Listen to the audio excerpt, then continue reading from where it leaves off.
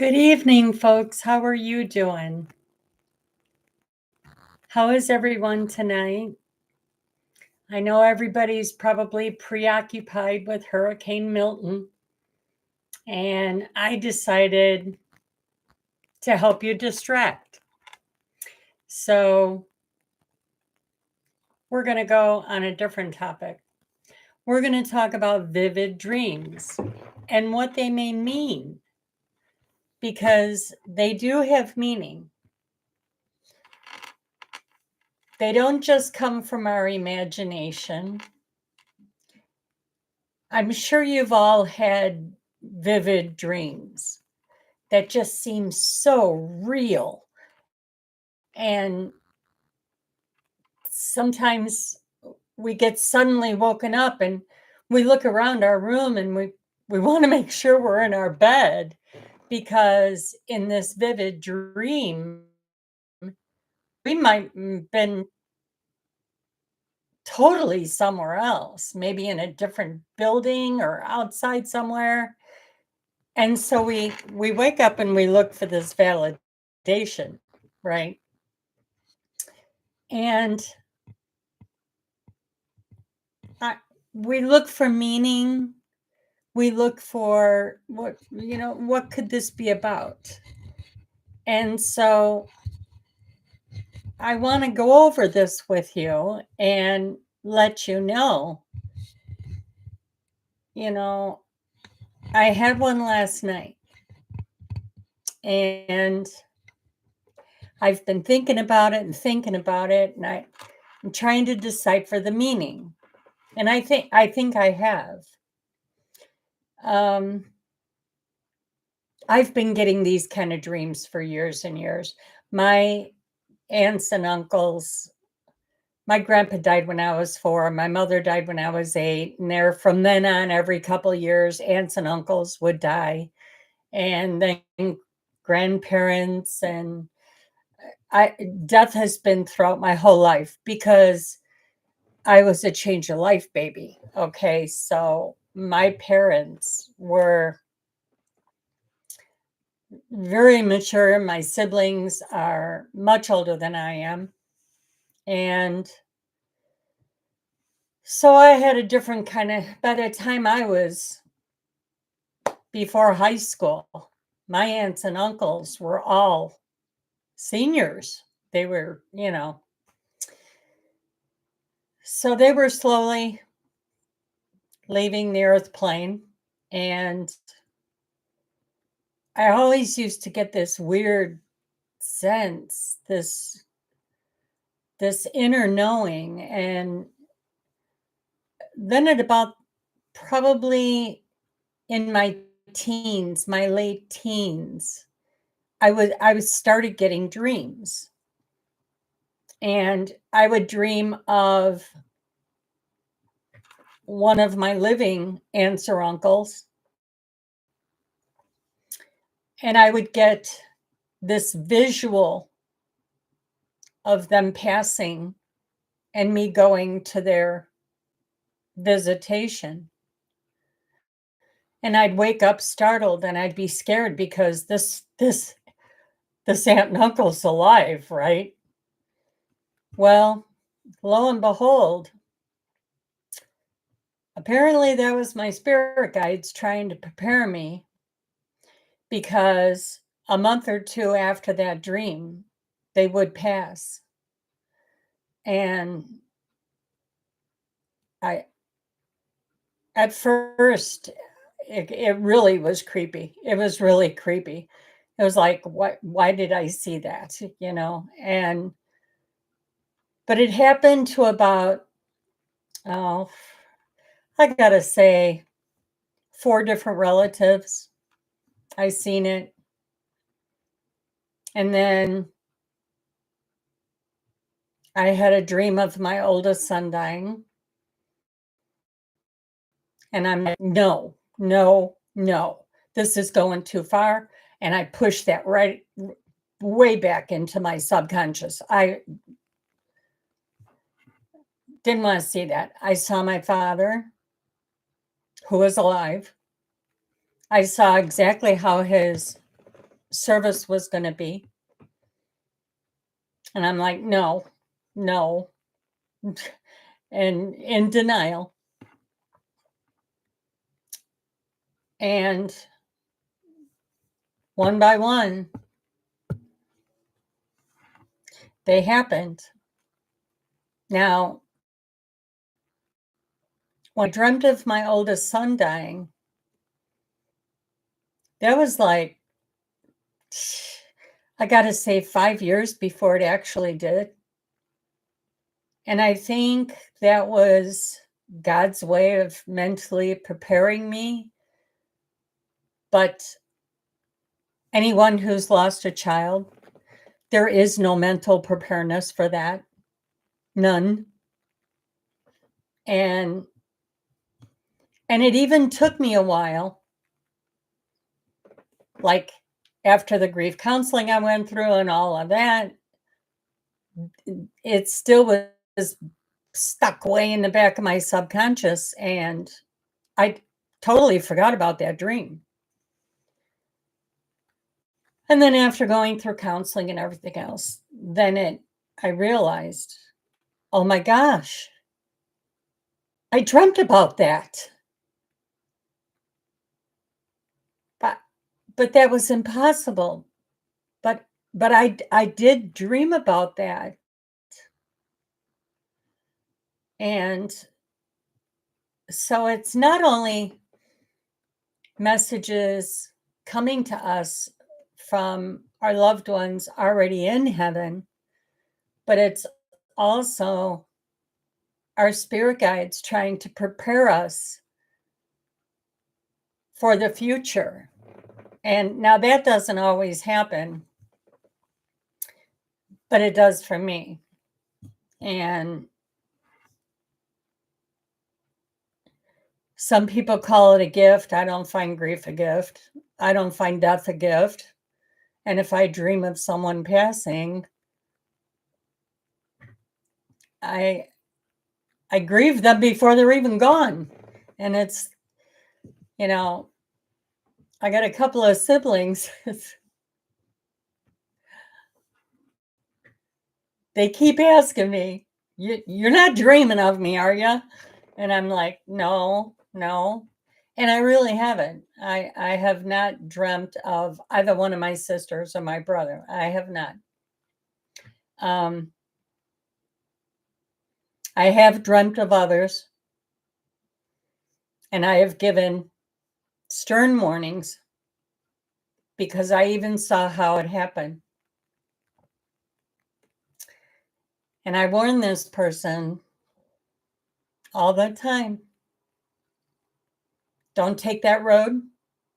Watch how you drive.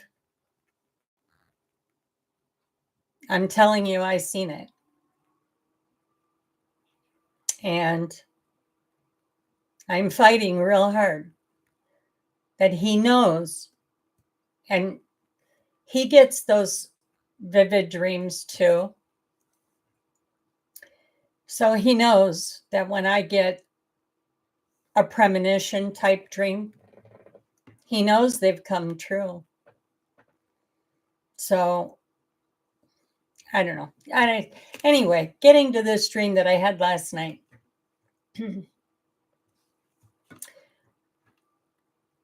I had, let's see, my son died in 2010. So it was 2011 that at the time I was still working at the very hospital my son passed in, and I worked in the emergency department registering patients, right? So I was having a hard enough time coping living where I was living because at the time of my son's death, I was staying with him. I couldn't continue to do that. I couldn't stay in that house. So I found an apartment in the community that I worked in, which was very convenient in the wintertime because it's all rural roads around here. So it was a landlord, and he was about 20 years older than me, and very, very, very nice old man. Very nice, wonderful man. He knew, what had happened, and him and I would talk for hours. We were like best friends. And I found out he died a few years ago. I only stayed in that apartment about a year, and then I moved back into my own home, which my ex was living in my old home, and he decided to move out, and so I moved back in it. And yeah, it was kind of messed up. So I was living in my old home. In the meantime, I got custody of my grandson. It was my eldest son's only child, and the mother didn't have any interest in being a mother. So I got custody of him, which really helped with the grief part, really helped. And but anyway, it was time to leave this apartment. I had to leave the hospital I was working at. I lasted about 10 months after my son passed.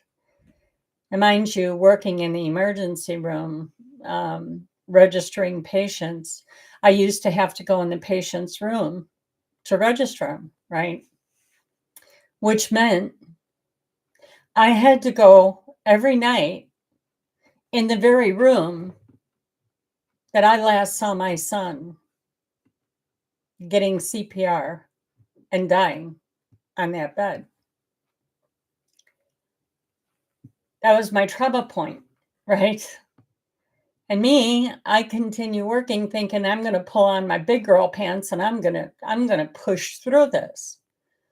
Well, no, you don't.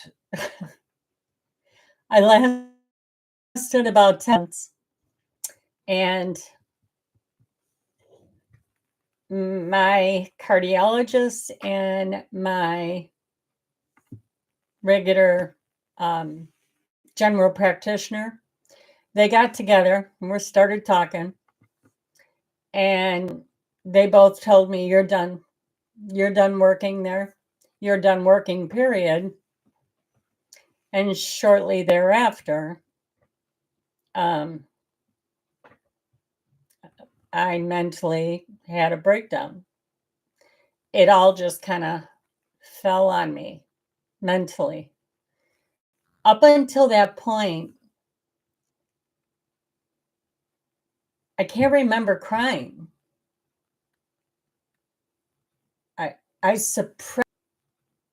I suppressed it that deep that I can't remember breaking down and crying. But in anyway, getting back to the landlord, him and I were like best friends. And he was upset that I was moving. But yet he was happy that I was able to leave this job. This job, he knew.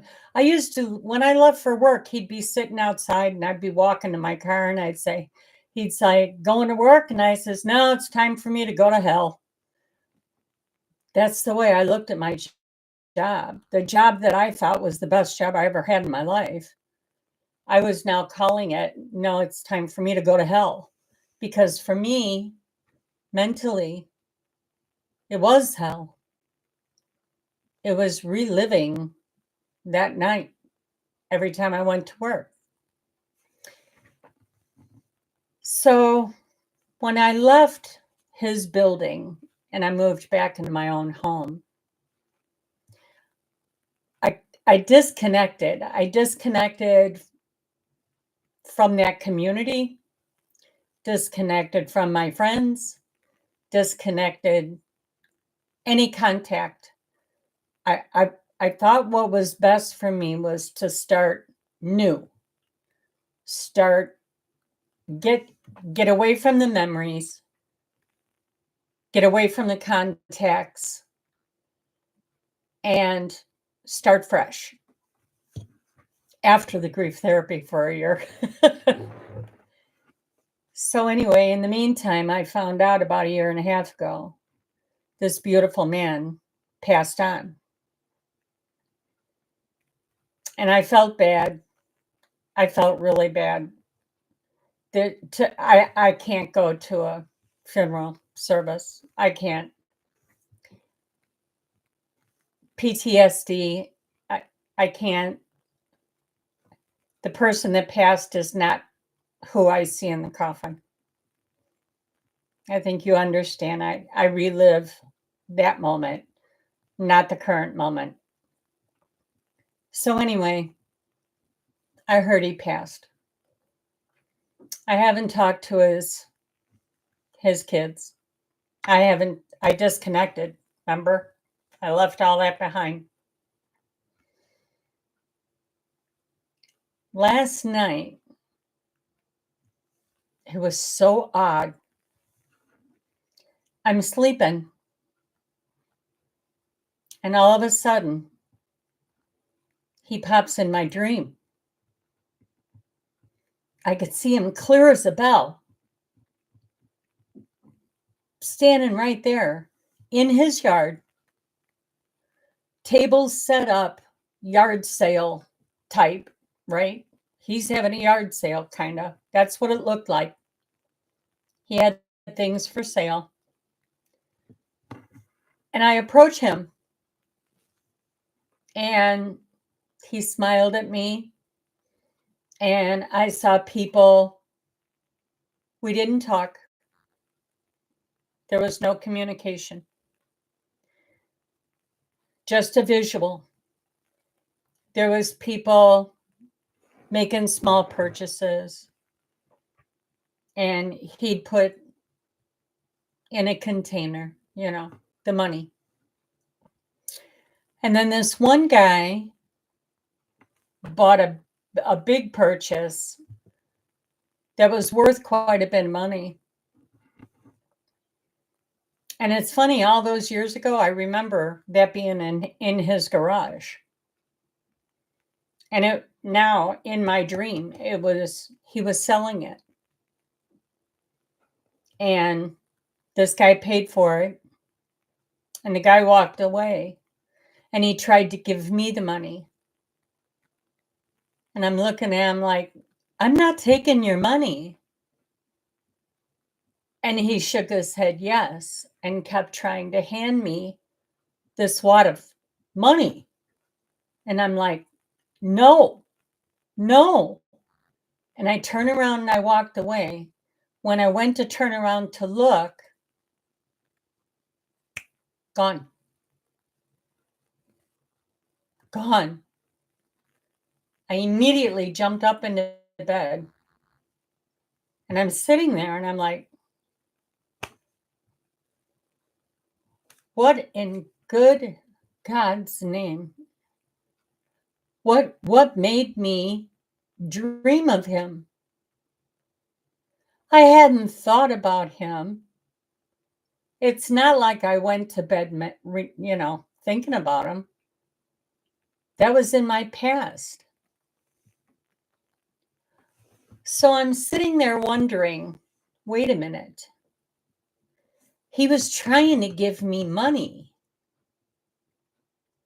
Why was he trying to give me money?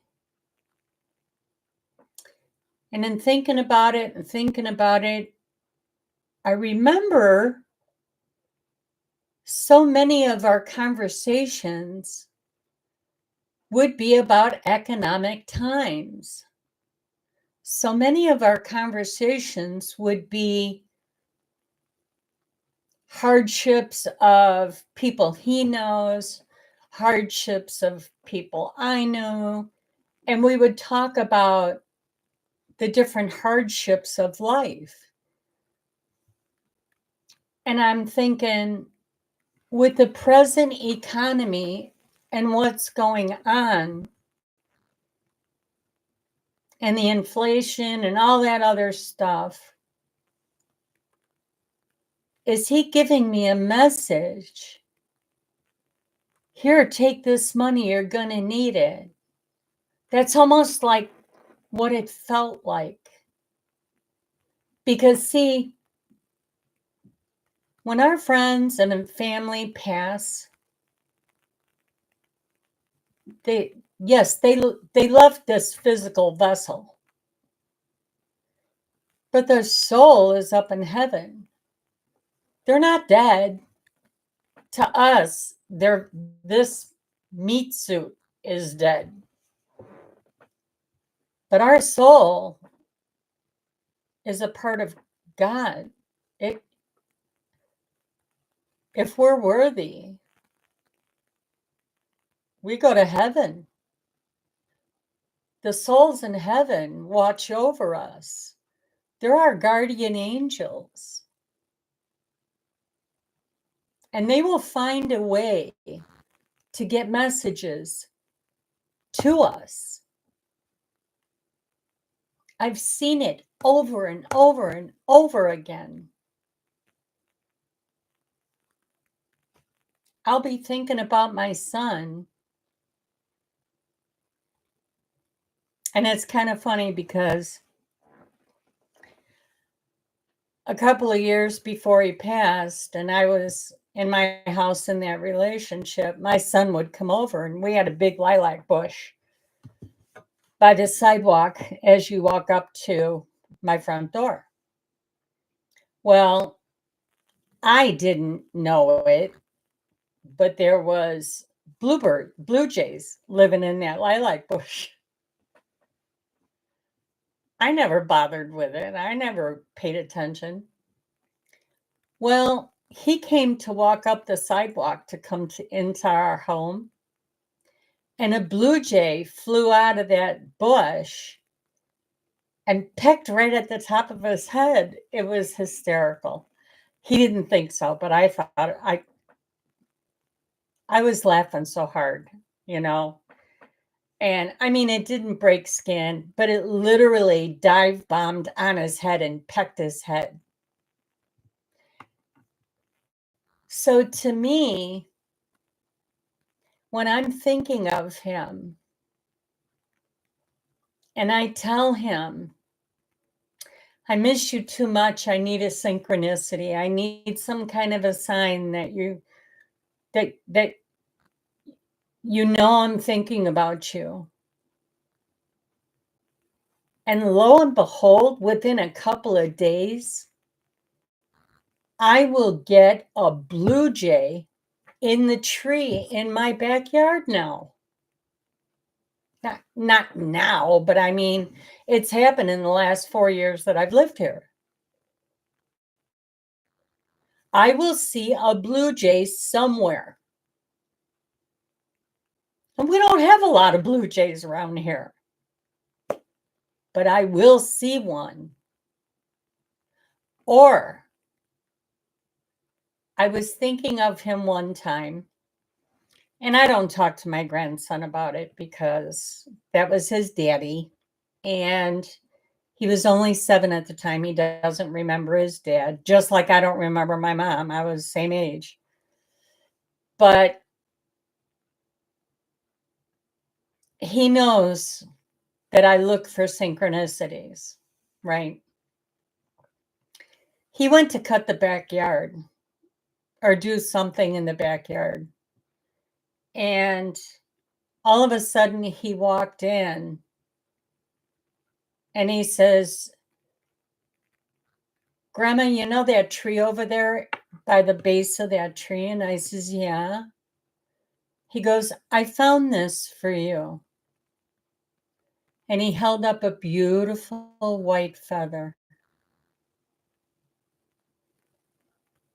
And I'm looking at it and I'm like, where did you find that?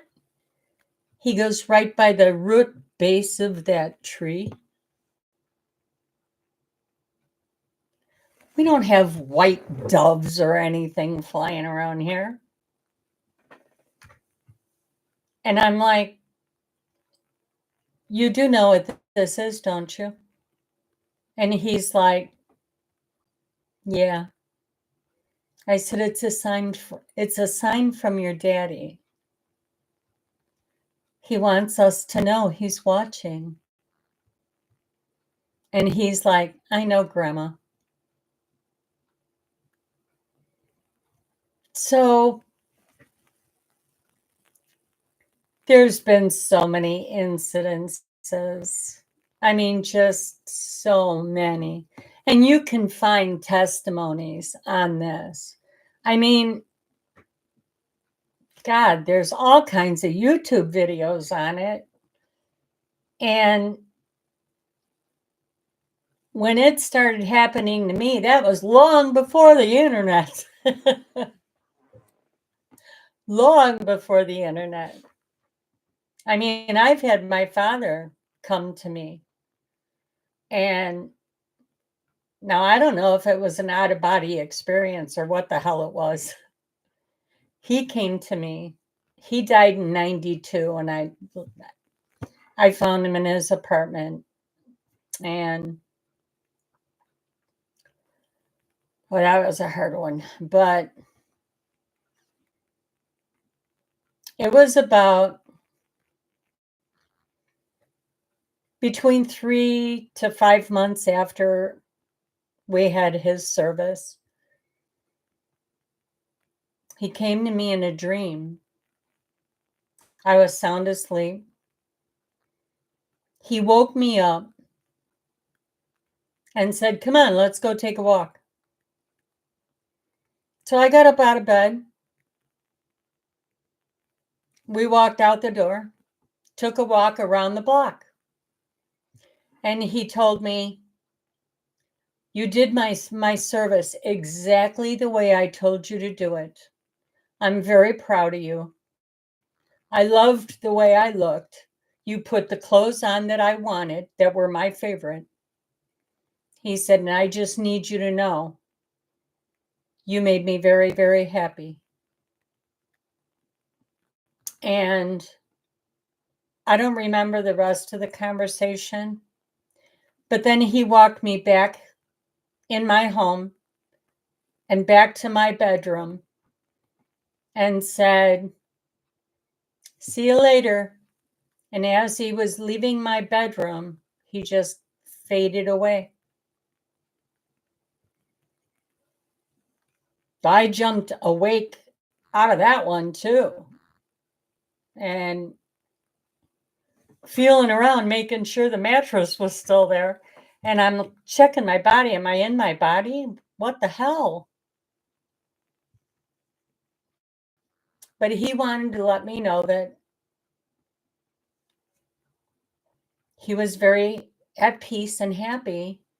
Oh, another thing he told me was he's very happy that he's with my mom again.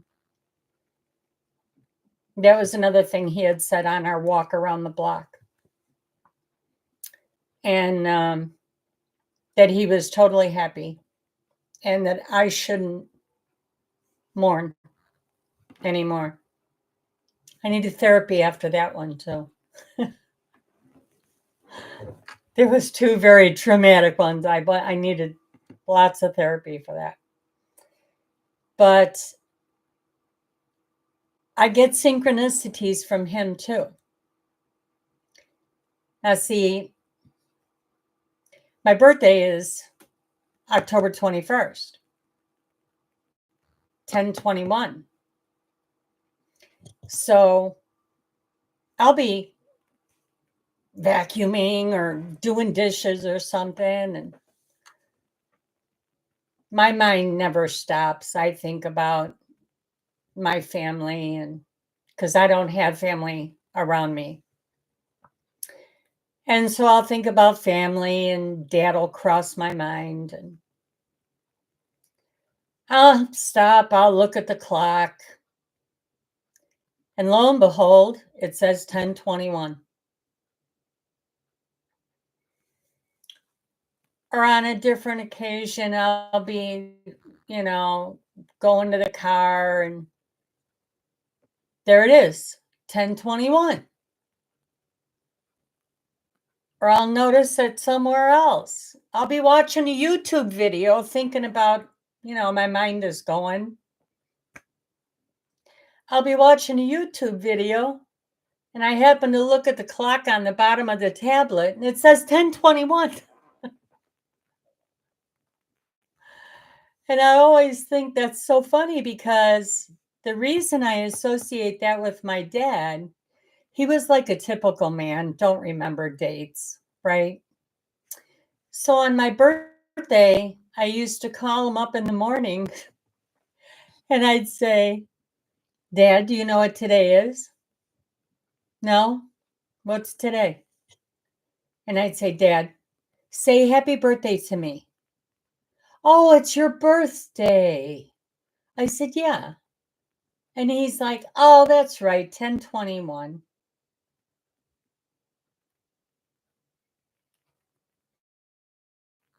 That's where that comes from. So whenever I am cooking or I'm doing something, not intentionally do I look, but you know how you look at the microwave and you look at what time it is, or you look at the oven and you look at what time it is, or you look at how long you're running a video and it says 10:21. I know that's a thumbs up from my dad. So do you see how synchronicities work? Please apply that to your loved ones. If you've got somebody, a spouse, a child, I hope you don't have a child, that's the worst. A parent, a spouse, somebody that was very significant in your life, if they've crossed over, talk to them. Talk to them. They hear you. They hear you. And then you ask them, please send me a sign. Please send me a sign that you heard me talk to you. And it might not happen right that moment. It might take a couple of days. But I guarantee you, you will find something, a feather, something really odd, out of place, that it's just totally impossible that would be laying there like that. Take it as a sign. That's them. They can't tap you on the shoulder and say, hey, I'm talking to you. But they send symbols, they send signs. Look for that. Or you'll get a vivid dream. They might not know how to communicate yet because they're in the fifth dimension, that they're in a very high density, and we're in such a low density that they have to learn how to conform in order to actually communicate, so that in a dream we can hear them talk. They got to learn how to do that when they're fresh up there. And here's another thing. If you are in real deep grief, they will not come through.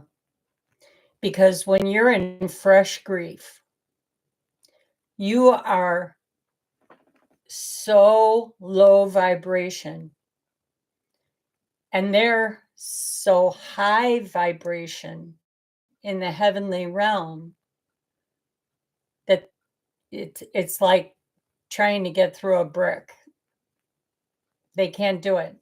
Now, when your grief starts to lift and you feel you're in that acceptance stage of grief, and you're learning how to live with it, because you're never going to get over it.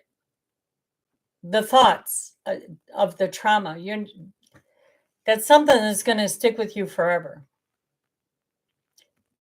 But I always say, I had 3 sons. My heart is divided in thirds. Matthew took his third with him. I still got 2/3, my other 2. So that third will never grow back. My heart will never be whole because I can't have him physically with me. But I can have him emotionally with me. I have come to accept that I can't get him back into this meat suit to be physically here. But I am comfortable knowing that he is in an abundance of love with my parents, with all my aunts and uncles, whom he knew. And he still gets to watch me, and he still gets to watch his son. And that makes me happy. And if all I get is communication through a vivid dream, I'm blessed. I'll take it every night. Although he's busy up there, so he's not going to come every night. But anyway, I wanted to talk to you about the vivid dreams. That's a message. You have to decipher what part of that message is he trying to get through. Now, my old friend was trying to give me money. Is that because economically he sees hardship coming? Is that why?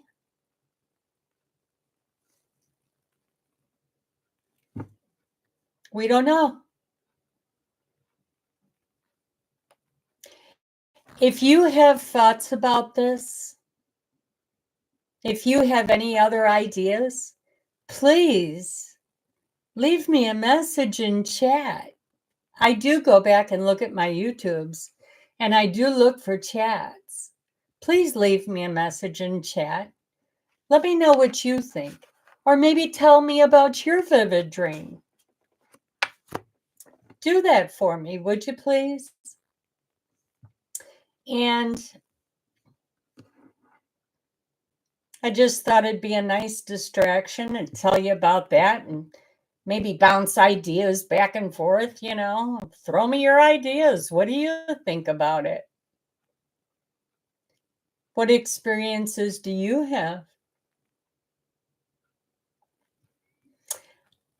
All right. I've given you your homework. Stop and think about this. Leave me a message. Let me know what you think. And we will talk soon. I love you. Prayers for Florida. And we're still praying for the victims of Helene. But our focus right now is what's going on in Florida with Milton.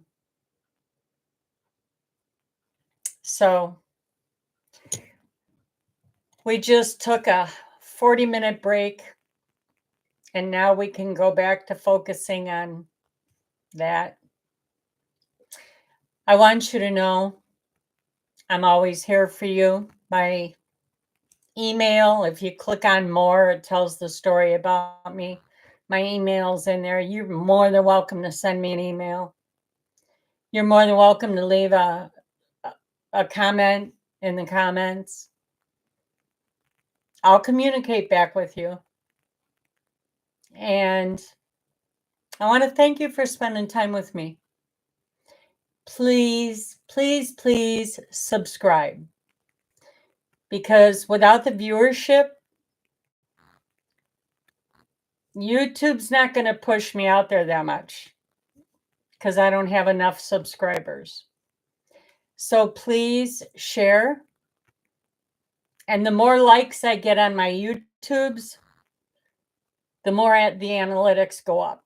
So I really appreciate that. You guys are hitting the shorts really nice. Thank you so much. But always know that I'm around. I will communicate back with you. And I'm always thinking about you. And if you got a topic you want me to talk about, put it in the comments. I'll do my research, unless it was some past life experience I had. I'll do research and we'll talk about it. Okay, that's enough rambling for tonight. I love you very much. Thank you so much for joining me. And I look forward to joining you again tomorrow. Have a good night. Be blessed. Take care.